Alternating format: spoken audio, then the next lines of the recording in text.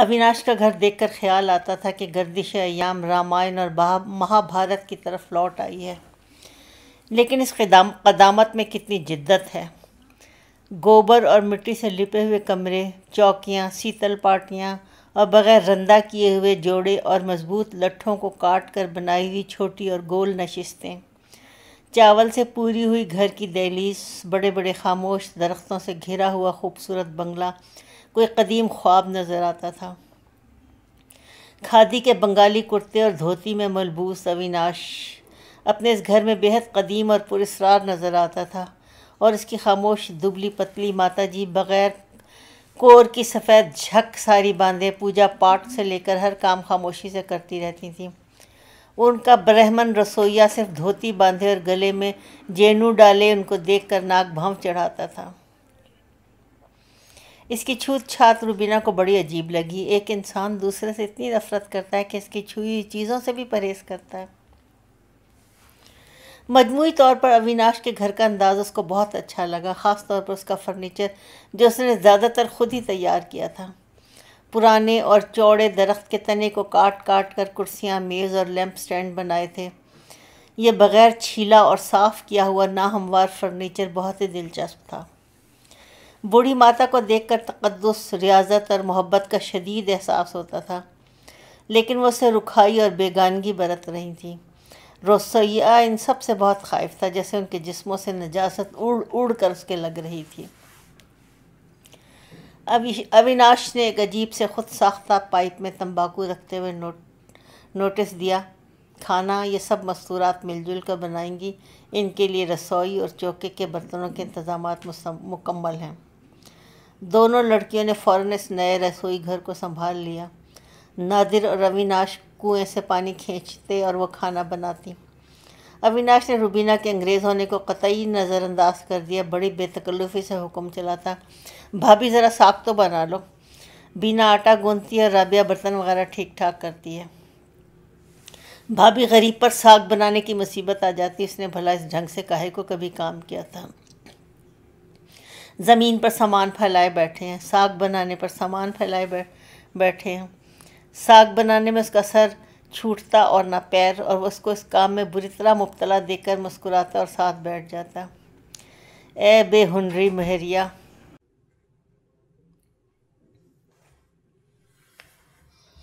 یہ بے ہنری مہریا نادر کہاں سے پکڑ لایا؟ وہ آہستہ سے بڑبڑاتا۔ ارے بھائی یوں نہیں چنو ساگ، اور وہ ساگ کا ایک ایک پتا اٹھا کر دیتا، اردو اور انگریزی میں اسے سمجھاتا۔ اس کا ہر انداز مسخرہ ہوتا۔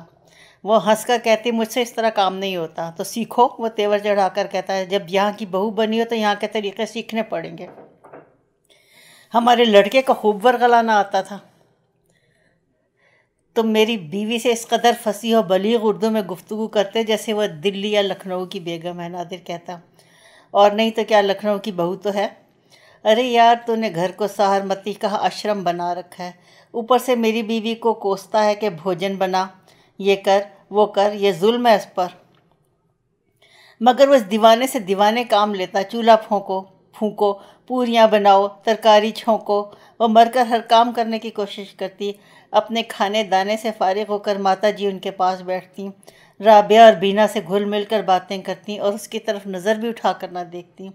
کچھ خائف سی بچی رہتی، اس پر اس کو بڑا رنج ہوتا۔ رابعہ کہتی، ماتا جی اب اویناش کا بیاہ کر ڈالیے، اور وہ ٹھنڈی سانس لے کر بینا کی طرف دیکھتی۔ میرے جیون میں تو ہوتا نہیں اس کا بیاہ۔ رابعہ اویناش کے سروتی، کیوں پریشان کرتے ہو ماتا جی کو؟ وہ بینا کی طرف دیکھتے ہوئے پائپ کا ایک لمبا کش لیتا اور رابعہ کے منہ پر دھواں چھوڑ دیتا۔ رابعہ کو ستا کر اس پر حکم چلا کر وہ بہت خوش ہوتا تھا۔ چل نکمی کام چور، میرے کرتے میں بٹن ٹانک دے، میری قمیض کی کھوپ بھر دے۔ وہ چپ چاپ مٹھوس بنی بیٹھی رہتی تو پھر فوراً نادر کو آواز دیتا، ارے بھائی نادر ایک تار تو دے اس توندل کو کہ اب لے جائے اس چڑیل کو، یہ کسی کام کی نہیں رہی۔ یہ ان کا پرانا مذاق تھا کہ تیری شادی توندل بنیے سے کریں گے تاکہ گھی اور گڑ کا آرام رہے۔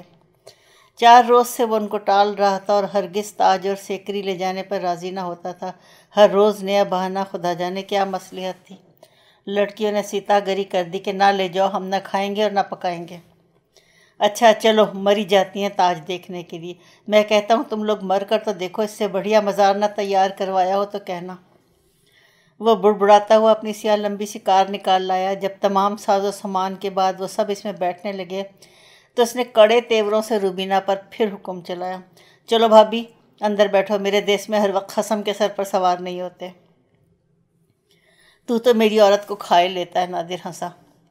ہنستے کیا ہو، مجھ سے نکاح پڑھوا دو، ہفتے بھر کے اندر برقع نہ اڑوا دوں تو نام بدل دینا۔ بخشو، انہی اتوار پر تو لنڈورے پھر رہے ہو۔ ارے میاں، لنڈورے تو تمہارے اتوار سے پھر رہے ہیں، اس کے منہ سے بے ساختہ نکلا، اور اس نے بڑی زور سے موٹر سٹارٹ کی۔ روبینہ نے چلتی ہوئی موٹر میں پچھلی سیٹ پر سے جھک کر پوچھا، ہر بات سودیشی ہے تو موٹر کیوں استعمال کرتے ہو؟ اس نے مصنوعی قہر آلود نظروں سے اس کو دیکھا اور منہ سے گرتے ہوئے پائپ کو درست کر لیا۔ بینا نے سوال کیا، شریمان پہلے سیکری چلو گے یا تاج؟ ٹر مت کرو، جہاں دل چاہے گا جائیں گے، تم کون ہوتی ہو بیچ میں ٹوکنے والی؟ نادر نے ایک ٹھوکا دیا، اب تو بالکل ہاتھ سے نکل گیا، اپنا علاج کر۔ اب تو بالکل ہاتھ سے نکل گیا، اپنا علاج کر۔ اس نے کوئی جواب نہ دیا اور خاموش موٹر چلاتا رہا۔ وہ چاروں آپس میں باتیں کرتے اور ہنستے رہے اور اس کی خاموشی پر فقرے کستے رہے۔ روبینہ کو اس کی خاموشی ناگوار گزری، اس کا دل چاہا وہ پھر حکم چلائے اور بھابھی کہہ کر اس کو پکارے، پھر بڑی بوڑھیوں کی طرح اس کو تانے دے، اس کے فضیلتیں کرے۔ اس نے موٹر لے جا کر تاج محل کے قریب روک دی۔ لیجیے خواتین و حضرات، یہ رہا آپ کا مشہور و معروف تاج محل، لیکن ابھی سے کہہ دیتا ہوں، مجھ سے کوئی سوال مت کرنا۔ معلومات فراہم کرنا ہو تو گائیڈ سے رجوع کرنا۔ وہ لوگ اب خود بھی خاموشی سے آہستہ آہستہ رویشوں پر چل رہے تھے، انہی رویشوں پر جن کو خود شاہجہاں کے قدموں نے پامال کیا ہوگا۔ ہر شخص سوچ رہا تھا شاہجہاں اپنے اس خواب کی تعبیر کو ٹھوس حقیقت میں دیکھ کر کس درجہ مطمئن، کتنا خوش اور کتنا افسردہ ہوا ہوگا۔ سامنے حسن سطوت، جلال و افسردگی کا ایک مرمری امتزاج تھا۔ یہ ایک مکمل اور خوابناک شعر تھا، فن تعمیر کا شاہکار۔ ان کے سر بلا ارادہ انسانی فن کی عظمتوں کے آگے جھک گئے۔ اپنی دھن اور اپنی حیرت میں کسی کو پتہ نہ چلا کہ اویناش ان کے ساتھ نہیں ہے۔ وہ ان سے بہت پیچھے سرف کے ایک تنے سے ٹیک لگائے بیٹھا تھا۔ مقبرے کے باہر انہوں نے اپنے جوتے اتارے اور اندر داخل ہو گئے۔ باوضو اور مؤدب حافظ بیٹھے ہوئے تلاوت قرآن کر رہے تھے۔ خوش الہانی سے ادا کیے ہوئے ربانی الفاظ کی بازگشت بڑی عجیب کیفیت پیدا کر رہی تھی، جس کے آگے انسانی دل اور روحانیت، یہ پائیداری اور فنا کا سنگین امتزاج تھا۔ یہ سب کیا ہے، کیوں ہے؟ زندگی کے وہ قافلے کدھر گئے اور اس زندگی کے یہ قافلے کس طرف رواں ہیں؟ یہ سوال ہر دل میں موجود تھا۔ سب سے پہلے روبینہ کو اویناش کی عدم موجودگی کا احساس ہوا اور وہ خاموشی سے باہر نکل آئی۔ اویناش سامنے درخت سے ٹیک لگائے بیٹھا تھا، وہ اس کے قریب جا کر کھڑی ہو گئی، لیکن اویناش نے اس کو فوراً دیکھ لیا اور کوئی سوال کرنے کے بجائے بولا، آؤ بھابھی بیٹھ جاؤ۔ حسب عادت اس نے جھٹ اس کے حکم کی تعمیل کی۔ قبل اس کے کہ وہ کچھ کہے وہ فوراً بولا، مجھ سے تاج محل کی تعریف میں ایک لفظ بھی مت کہنا۔ کیوں، تم کو ناپسند ہے کیا؟ یہ اس کی توہین ہے، ہم اس کو دیکھتے ہی مخصوص تعریف جملے بولنے شروع کر دیتے ہیں، اس کی کیا ہر اچھی چیز کی توہین ہے؟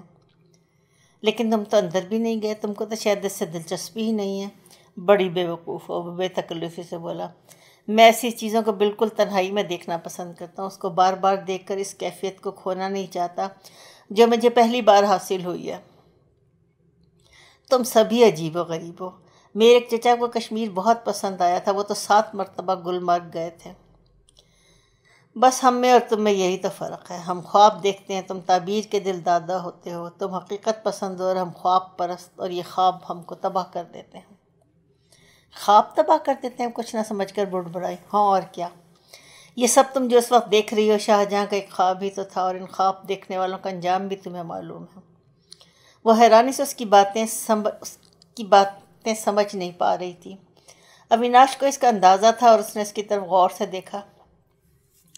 سرخ رنگ کے ڈھیلے ڈھالے کوٹ میں وہ بہت چھوٹی سی نظر آ رہی تھی، جیسے کوئی بچی ہو۔ سنہرے بال ریشم کے نرم نرم تاروں کی طرح اس کے شانوں پر پڑے ہوئے تھے، اور نیلی آنکھوں میں ان دنوں کمزوری اور سستی جھانک رہی تھی۔ ایسے میں وہ بڑی پیاری لگتی تھی۔ وہ قیافہ شناس تھا۔ اس نے اس کی آنکھوں میں فطری بے چینی اور اجنبیت سے دلچسپی کو پڑھ لیا۔ اس کا دل چاہا کہ اسے کہے کہ تم بہت دور آ گئیں، اپنا دیش چھوڑنے سے پہلے کچھ سوچا بھی تھا، مگر وہ خاموش رہا۔ تم کو ہاتھ دیکھنا آتا ہے؟ اس نے بیتو کا سوال کیا۔ ہاں لاؤ دیکھوں۔ اوہ یہ ہاتھ نہیں، وہ ہاتھ دو۔ اوہو بڑی دلچسپ لکیریں ہیں، بیٹا ہوگا، مٹھائی کھلواؤ۔ اس نے اس کا ہاتھ الٹ پلٹ کر دیکھا، نچلا ہونٹ دانتوں تلے دبایا، کچھ سوچتا رہا، پھر ہاتھ چھوڑ دیا۔ اور کچھ بھی تو بتاؤ۔ بس سب ٹھیک ہے، بھگوان دیا کریں گے، کشل رہو گی۔ کیا بول رہے ہو؟ ٹھیک سے انگریزی میں بتاؤ۔ ارے آ گئی نا میرے دھوکے میں، مجھے ہاتھ واتھ دیکھنا نہیں آتا، تم سیدھی ہو، ذرا دھوکے بازوں سے بچ کر رہنا۔ وہ معصومیت سے ہنس پڑی۔ وہ اٹھ کر بیٹھ گیا، اس کی طرف جھکا، اس کی آنکھوں میں آنکھیں ڈال کر بولا، روبینہ تم میری ایک بات سنو اور مانو گی؟ وہ اتنا سنجیدہ تھا کہ وہ گھبرا گئی۔ کیوں، کیا بات ہے؟ اس نے سہمے ہوئے اور حیرت ناک لہجے میں کہا۔ یہی کہ نادر تمہارا بہترین ساتھی ہے، اس کی قدر کرنا۔ ہیرے کو پرکھنا تو جوہری کا کام ہے، پھر بھی اگر ہیرے کے مقابل پتھر آ جائے تو اناڑی بھی پہچان سکتا ہے۔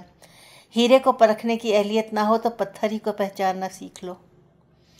وہ پوری آنکھیں کھولے اس کی طرف بے وقوفوں کی طرح دیکھ رہی تھی۔ سامنے سے وہ لوگ آ رہے تھے، سب سے آگے رابعہ تھی، آسمانی رنگ کے غرارے پر تیز نیلے رنگ کا دوشالہ اڑے ہوئے، بڑے سلیقے سے غرارے کے پائنچے اٹھائے سیڑھیوں پر سے اترتی ہوئی۔ اس کی بڑی بڑی نشیلی آنکھیں نیچے کو جھکی ہوئی تھیں۔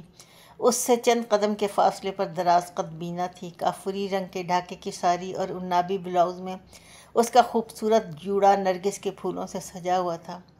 ان سے کافی فاصلے پر نادر تھا، مطمئن اور خاموش۔ روبینہ نے بے اختیار سوال کیا، کیا ممتاز محل کا رنگ سانولا تھا؟ کیا مغل بادشاہ سانولے رنگ کے ہوتے تھے؟ وہ ہنس پڑا۔ بیتو کے سوال کر بیٹھتی ہے، ممتاز محل کا رنگ ان دونوں چھوکریوں کی طرح سانولا نہ ہوگا، کہتے ہیں وہ تمہاری طرح گوری رنگت کی تھی۔ کیوں؟ اس لیے کہ وہ ایرانی تھی۔ اور شاہجہاں؟ اس نے بیتو کا سوال کیا۔ ممکن ہے اس کا رنگ نادر کی طرح گندمی ہو، کیونکہ اس کی پیدائش کے وقت تک ان کی نسلوں میں کئی سانولی اور گندمی رنگت والی ماؤں کا خون شامل ہو چکا تھا۔ نہ جانے میرے بچے کا رنگ کیسا ہوگا، اس کا رنگ کیسا ہونا چاہیے، وہ یہ فیصلہ نہ کر پائی تھی۔ اس مدراسی اویناش کی طرح کا تو ہرگز نہ ہوگا۔ وہ بے تکی اور بے موقع باتیں سوچتی رہی۔ نادر کی توقع کے خلاف روبینہ اویناش کے یہاں بے حد خوش رہی۔ یہاں اس کی ہر چیز انوکھی نظر آئی۔ اویناش اس کو بہت دلچسپ نظر آیا، وہ اس پر خوب رعب جماتا تھا۔